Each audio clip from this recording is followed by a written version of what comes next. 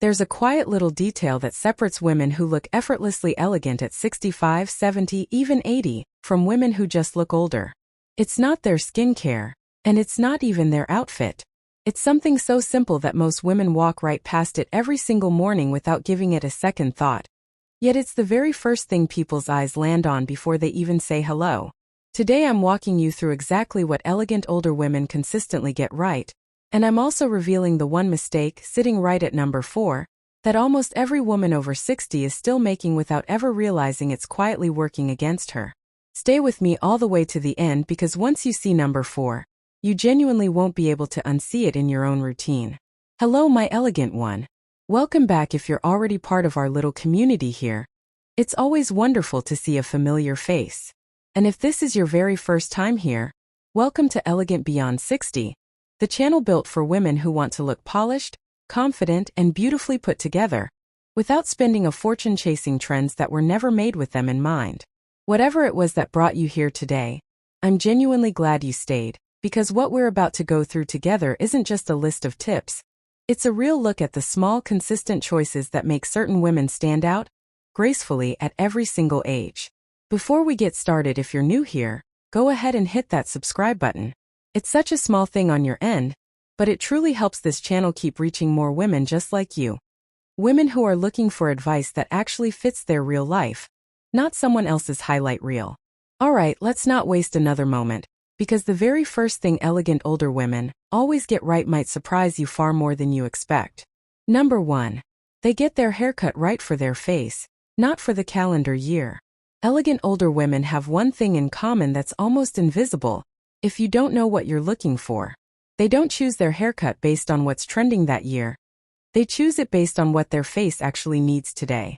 Most women pick a hairstyle once, maybe in their 40s or 50s, and simply keep repeating it for decades, trimming it the same way appointment after appointment, without ever stopping to ask if their face has changed since then. And it has. Cheeks soften, jawlines shift slightly, foreheads can appear a touch longer. A haircut that once looked sharp and youthful can quietly stop working the exact same way it used to. Not because the cut is bad, but because the face underneath it has moved on while the haircut stayed frozen in time. Elegant women handle this differently.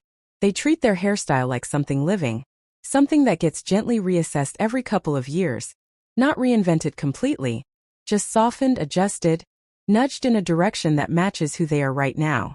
That's the real secret. It's not a specific haircut. It's the habit of checking in with it. I've noticed this pattern in almost every genuinely elegant older woman I've studied, whether she's a stylist herself, a longtime viewer of this channel, or simply someone admired at the grocery store for how effortlessly put together she looks. None of them are wearing some elaborate, high-maintenance style. They're simply wearing a version of their haircut that's been quietly updated to match the face they have now, rather than the one they had decades ago.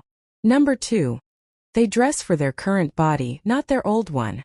Here's something that quietly separates elegant women from everyone else, and it has nothing to do with expensive clothing. It's the willingness to actually dress for the body they have today, not the one from 20 years ago. So many women hold on to old sizing charts in their head, buying the same cut, the same fit, the same silhouette they wore decades ago, even as their body has naturally shifted.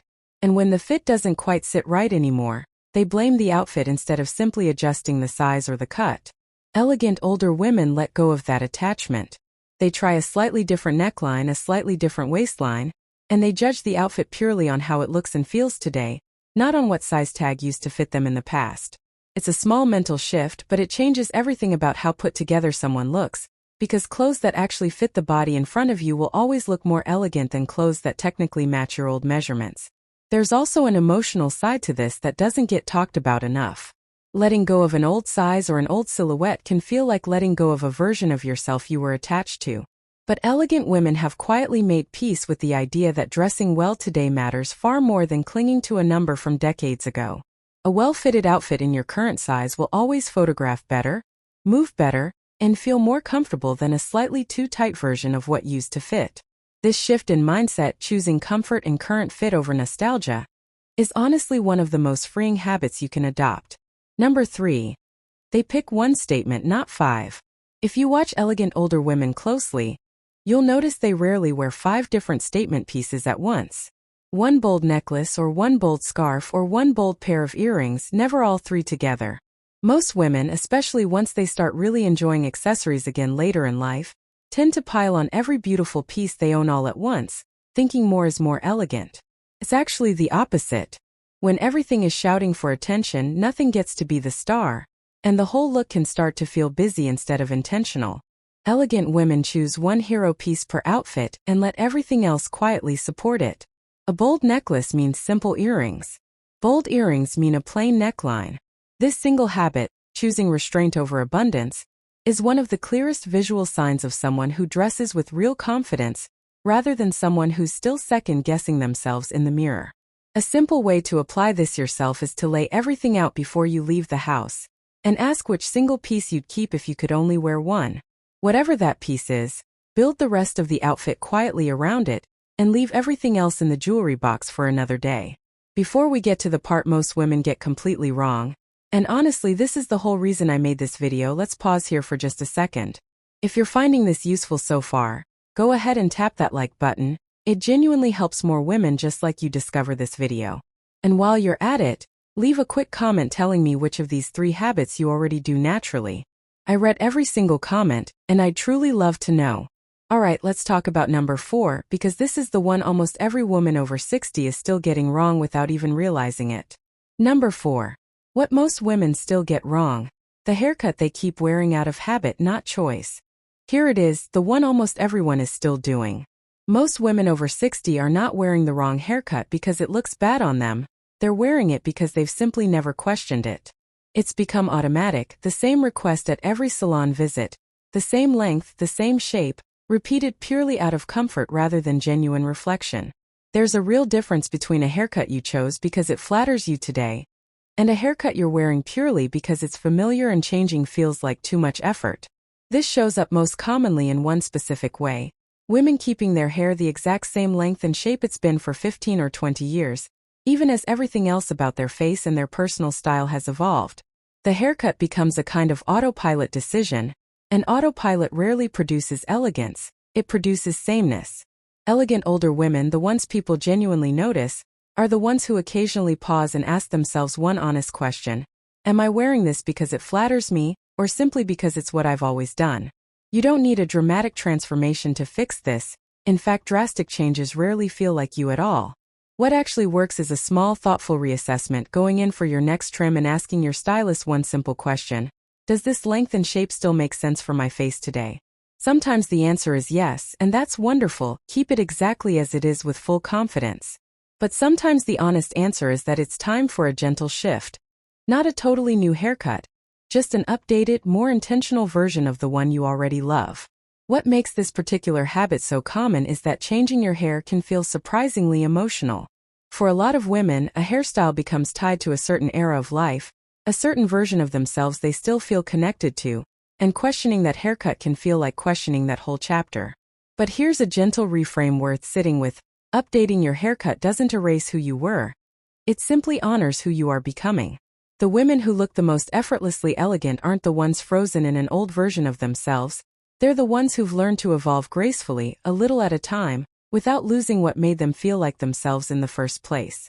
It's worth adding one more layer here, because this is where most of the confusion tends to live. A lot of women assume that questioning their haircut means committing to something drastically different. A pixie cut when they've had long hair forever, or the reverse. That's rarely what elegant women actually do.